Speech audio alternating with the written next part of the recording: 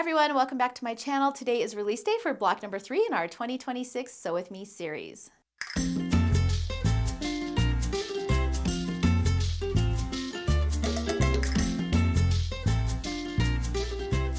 If you missed any of the previous blocks, you can go back and check those out. I do have a playlist here on YouTube for our 2026 sew along.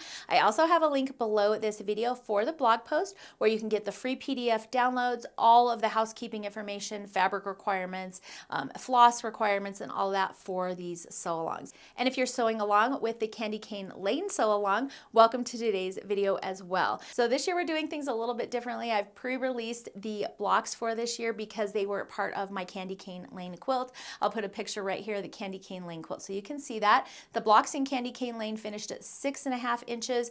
I also did Candy Cane Lane ornaments that finished at 3.5 inches. And then here on YouTube for the Sew With Me series, we're doing those same blocks but in the 12.5 inch version. So it's a lot of fun. Everything's kind of matchy-matchy. You can have a lot of fun with this. I did my Candy Cane Lane quilt obviously in Christmas colors, but I'm doing my Sew With Me blocks in red, white, and blue because it is the 250th anniversary for the United States, so I wanted to do something a little patriotic. But in today's video, I'm going to be showing you how to sew the block. I'll also be showing you my progress on my cross stitch versions. If you have any questions about the sew along, please revert back to video for block number 1 for this. I cover all the housekeeping information there, and then like I said, you can also check my blog post that's linked below this video. All that information is there as well. All right, let's go ahead and dive right into today's video tutorial, and then I'll share my stitchy progress with you as well. So here are all the pieces you're going to need for block number 3, and we do have some specific cutting for this block, so I just wanted to give you a quick little tip on how to cut your pieces. So these will be cut at the 1/8 inch mark. On your ruler you should have these little tiny lines, and these are all 1/8 inch markers. So for example, if we have to cut our piece at 1 7/8 inch, we're going to go over to that 1 inch marker, and then we're just going to count over 7 of these little 1/8 inch lines.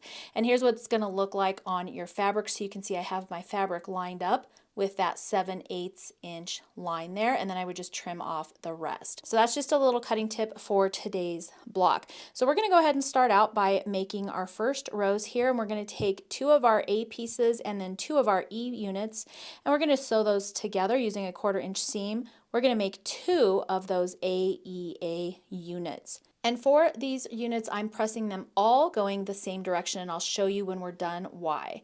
So for our next row, we're going to take 2 of our A pieces, and we're going to then take 2 of our D squares and place those right next to the A's, and then we're going to take 2 C squares and place those in the middle of the row. We're going to sew those rows together again using a 1/4 inch seam allowance, and again we're going to be making 2 of these rows. And here we have our rows finished, and again I just pressed those all going the same way. For our last row, we're going to take 2 A's, we're taking 2 of our E's, 2 of our C's, and then we're going to take that B square and place that right in the middle. Again, we're going to sew this row together using a 1/4 inch seam allowance, and here is that finished row. Now, like I mentioned, I pressed all my rows just going the same exact way, and I'm just laying them out upside down here so you can see what I'm talking about, but I have all of my seams pressed towards the right there. You can see that.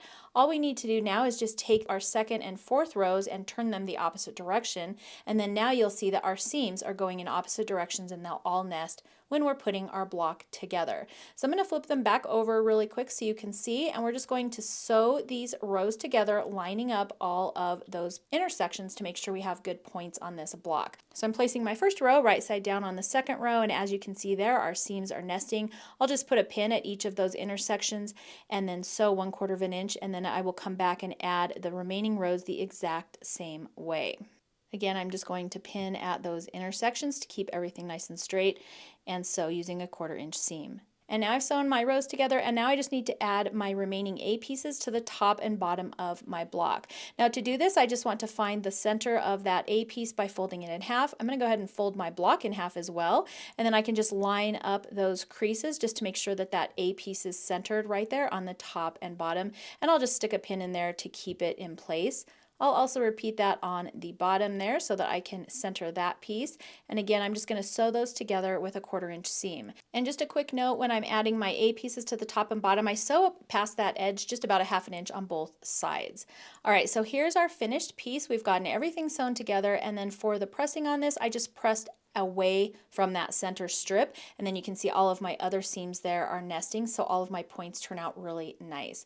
Now we're going to take our unit and we're just going to turn it to the right 45 degrees so it looks a little bit wonky, but there you can see our granny square block.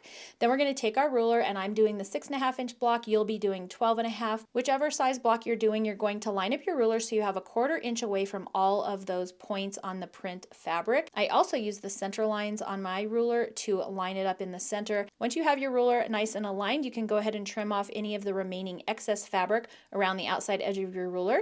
And then here we have our finished block number 3. And then here's my 12-inch version in the patriotic colorways. And the only thing I did different for this one, instead of using a background fabric, I just used a low volume print. So this is a little bit different than my background print, but you can do it in any color that you like. All right, here is my stitching progress for block number 3. Again, I am stitching the medallion style so it matches my medallion style quilt pattern. This is the paid version. If you don't want to do the paid version, you can always grab the free downloads that are here on YouTube, and that layout is just the basic layout that matches the basic quilt that's also being released here on YouTube. So you can get links for that download on my blog post that is linked below this video. The special one is finishing at 8 by 8, and then the basic one finishes at 6 by 8, as long as you're stitching on that 14 count Aida. All the supplies for this stitch along are listed in the pattern, and then like I've mentioned, I'm doing patriotic colors for mine this year, but the design itself isn't really super patriotic, so you could do this in any colorway that you prefer. Honestly, I think this would be really cute in Christmas. Anyway, that's my stitching progress for blocks 1 through 3. All right, guys, that's it for block number 3. I hope you enjoyed today's tutorial. I hope you learned something new. These granny square blocks are super easy to put together once you learn the technique, and you're really just sewing straight, and then when you turn it to trim it, that's when the magic happens. So it looks a little more complicated, but it's really easy to put together. Also, if you are sewing or stitching along with us this year, make sure to join me in our Facebook group so you can share your progress there. You can see what other people are making as well. It is a private group, so you do have to answer the questions to be able to join, so don't forget to answer those questions. That's how we just make sure you're not a spammer trying to join our group. So that's going to be it for today's video. Don't forget to subscribe to my channel, hit the like button, and you can hit that notification bell so you don't miss out on any upcoming fun. Thank you so much for joining me for today's Sew Along. I look forward to seeing your projects in our Sew With Me group, and I will see you in the next video.